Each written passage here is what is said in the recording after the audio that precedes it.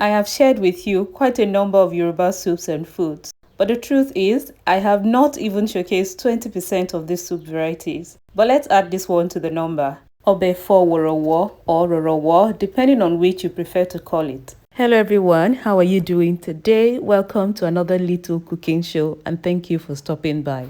This is what Worowo leaf looks like. It's mostly found around cocoa farms.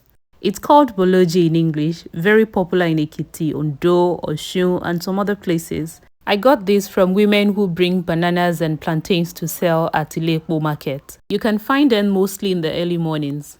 Cooking this vegetable is very simple. It can be cooked on its own or alongside egusi. I will be using the Rorowo method to cook mine today. So in my blender, I threw in some peppers, tomatoes, and onions and blended roughly. I will list everything I used in the description box. Okay, in a pot, I added some palm oil, allowed it to heat up before adding onions and locust beans, that's iru. I will fry this for a little bit before adding the peppers which I just blended, and I just rinsed out the blender with meat stock. I added my dry fish, smoked fish, which was really very tough and made sense to go in at this time. I also added the rest of the meat stock, covered to cook before adding the rest of my proteins.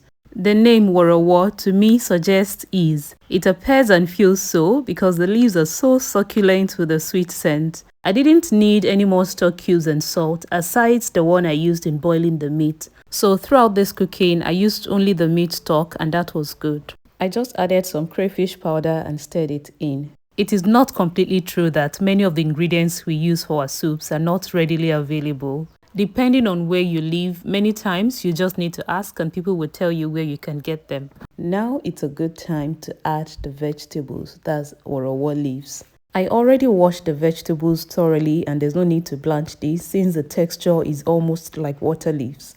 After stirring in, I'll leave it to cook for 2 to 3 minutes. There are loads of benefits associated with the Worowo leaf.